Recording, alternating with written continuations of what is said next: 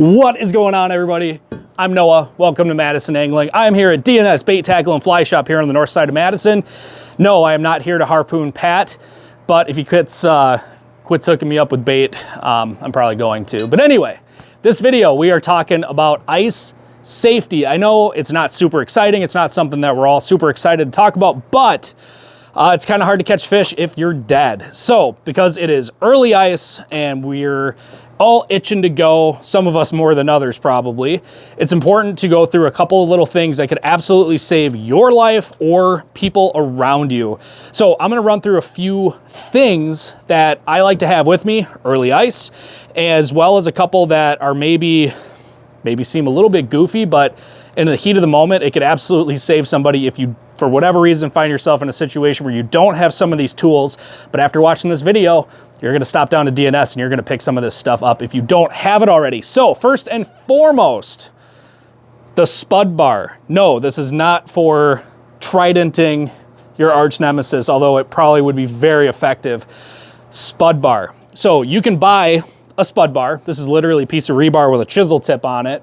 You could make your own, go buy a piece of rebar and sharpen it up and go bang away on the ice with it. But spud bars are incredibly useful tools, especially early ice. When we're dealing with, snow-covered ice, especially places that you don't see a lot of foot travel, you haven't seen other people. Side note, never assume the ice is safe just because you see other people out, especially early ice. This is a very, very valuable tool. So for those of you unfamiliar, you take this rod and you go bang and hit the ice. For me, personally, 3 bangs is where I want to be before I break through. A minimum of 3. If I can go bang, bang, and on the third one, boom, I go through, I'm probably okay. I'm probably sitting somewhere close to about 3 inches of ice. Now, everybody's spud bar, depending on the weight, how sharp it is, and how hard you thud with it, is gonna be different. So you kind of need to figure out for yourself, your own system of how many strikes does it take to break through to where you are comfortable with the thickness of that ice.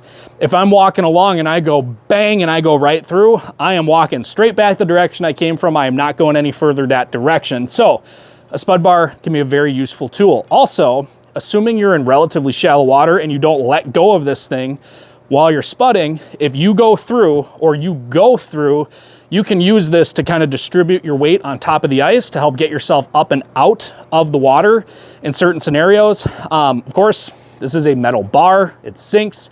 It may not be the best option, but in the heat of the moment, it might help you distribute your weight and get you up out of the water. So, number 1 on my list for early ice safety, spud bar. Get one. Picks. Get yourself a pair of picks. What I should have said was pick up some picks if you don't have them already.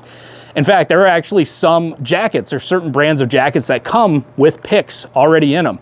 So for those of you unfamiliar, Pat said go ahead and open it, so I'm just gonna go ahead and open it. They're basically just little picks and you wear them around your neck. They don't live in your pocket. They don't live in your sled because they don't do you any good there. So they come connected together on like a little lanyard, right? You can put this around your neck. You could certainly shorten this up. In this particular style, there's a little retractor here that covers up the sharp part. So you're not sitting here stabbing yourself, right? So in the event that you go through the ice, you have these right here. You can grab on and go pick, and pull yourself out of the water. So these are very cheap, simple insurance in case you go through. I've actually had to use these once before. They work very, very well. But again, they don't work if they're buried in your pocket. Now you're in the water, you're panicking, you're cold, you're out of breath, you're freaking out, trying to dig. You're not thinking, where are my picks? If they're right here next to your face, you're gonna be like, oh yeah, I have those, and boom, boom, boom, boom. If they're sitting over in your sled, 10, 15, 20, 30, 50, 100 feet away, they're not gonna do any good. These stay on you at all times. Even in the middle of winter, I keep my picks on. In fact, I have a little strap in my jacket where they go boop, boop, and they're just there all the time. Never have to worry about it. Always have access to them. Picks, get some picks. So this one's gonna seem a little bit silly as far as a safety item goes, but that is creepers, some kind of cleats that you can attach to the bottom of your boots. Why is this a safety item? Ice is slippery, especially when there's no snow cover on it. You make one wrong step, you go down. It doesn't matter if you're 3 years old, 30 years old, or 90 years old. You go down, hit your head, you could be in a world of trouble. So for a very modest investment, you can get yourself a pair of creepers. I usually can go through, I would say an average set of creepers, even these HT ones. How much are these, Pat? They're $17, $16.99. I can usually get about a season out of these, and that's doing a lot of ice fishing. If you do a little bit, you can probably get 3-4 seasons out of a pair of creepers. So for less than $20, or you can spend a little bit more and get a nicer pair, you can protect yourself from slipping and falling, and potentially pulling muscles too, right? You're pulling a heavy sled, you hit a slick spot of ice, you're trying to pull that thing and slipping and sliding. It makes life so much easier. It's so much safer. Get yourself some creepers. Again, for less than 20 bucks, just get some damn creepers, please. So next up on the safety items here, guys, this is a J-rope. So for those of you who are maybe unfamiliar with this, it might just look like a rope. It's because it is, but what's cool about a J-rope is it serves a few different functions. So one, you can hook this onto your sled, comes with a carabiner, and you got 2 nice big loops on the end. So you hook this up to your sled, pull your sled with it. You want to drag a deer out of a crappy spot, drag your deer with it. Neighbor pissed you off, drag your neighbor with it. Whatever you want to drag, you've got a heavy duty rope that can do it. But this also doubles as a safety device, which is pretty cool. So if you pull the carabiner off here, this rope unfurls into a 30-foot long, high strength rope that you could throw to somebody or have someone tie to a machine, whatever you need to do. But now you have 30 feet of rope to work with if you need it, which is super, super cool. Super heavy duty. I prefer to have a high vis one. I actually have the same orange one. It's easy to see in low light conditions, especially if somebody's panicking, they're in the water, they're cold, they're freaking out. Much easier to see than a darker color, in my opinion. So J-ropes are super cool. Another cool thing, when you unfurl this, good luck getting it back into its former configuration, right? The fine folks over at J-Rope will actually repackage your rope for you if you contact them and let them know why you used it. Maybe you saved somebody or you had to save yourself or whatever. They will put this back together for you, which is pretty darn cool. Because I know there's no way I would ever be able to get this back the way it was and make it so nice and neat and clean. So for about 40 bucks, it's a sweet insurance policy. It's the last rope you'll ever need to pull your sleds along. The J-Rope, check them out here at DNS. So having the throw rope is great, right? What about things that float? Of course, why not? And why not wear it? So float bibs, float jackets, a whole float suit. There's tons of different brands out there now, guys, and they're pretty affordable.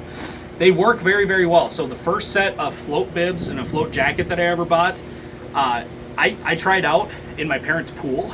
I jumped in and it worked awesome. So for not only just keeping you warm, but having that peace of mind knowing that you're at least going to be buoyant for a while and probably warm at the same time, a float suit is a great investment and actually a great gift idea. So if your significant other, family member, whoever is bugging you about what do you want for Christmas or Hanukkah or whatever, what do you want? Float suit's a great option, or throw some money at getting a float suit. So this happens to be a Strikemaster set of bibs. They're super warm, they're affordable, and they float. An awesome option. Again, one less thing to have to carry with you when you're wearing it, right? Now, let's say you don't want to do that. Maybe you don't have that option in your budget. Totally fair. You know, maybe you're economically challenged like a lot of us. So maybe a float suit isn't in your budget. That's totally okay because you can always just bring a life jacket along or a throwable. Works just fine. Keep it in your sled. Maybe tie it on to the end of your J-rope. There you go. I usually bring a throwable with me while I'm out ice fishing almost all the time for 2 reasons. 1, I have something I can throw to somebody that they can hang on to and float.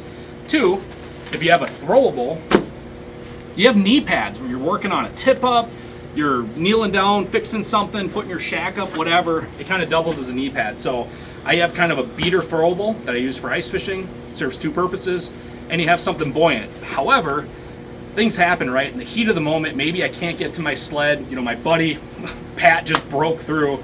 He's actively drowning, and it's like, what am I gonna do? Well, sometimes you just gotta improvise. Hey.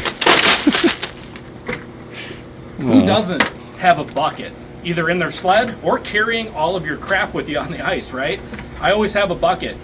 In the heat of the moment, you can throw somebody a bucket, assuming they don't just fill it with water, dump it on their head, and just kind of speed up the process. You could flip this thing over, trap all that air. In fact, that's 5 gallons worth of air. That's a lot of buoyancy. Hang on to that bucket, and you're gonna float. Kind of silly, very effective, but in the heat of the moment, you could always throw somebody a bucket. You're gonna probably keep them floating, at least for a little while. That's when you get your J rope. You throw them a rope, get a rope around them, and then yank them out, right? Get a J rope, they're awesome. So with that, guys, just a few early ice and just ice season in general, safety tips for you guys to hopefully help not only yourselves, your friends, your family, but maybe somebody that you run into on the ice. No ice is ever 100% safe. Use common sense. And if you're planning on fishing in the Madison area, you can always check the fishing reports here at DNS. The guys here do a very good job of staying up to date as possible with ice conditions, fishing, all that fun stuff. But please, please, please be careful this winter. It seems like every year there's still people that end up going through the ice. And unfortunately, a lot of times it seems like a pretty avoidable situation. So common sense, having a safety plan, and having tools along with you, make the small investment in some of these gadgets to keep yourself safe. Thank you guys so much. We'll see you on the next video. We'll cut that part out. Say 4. We're just broke as fuck out here.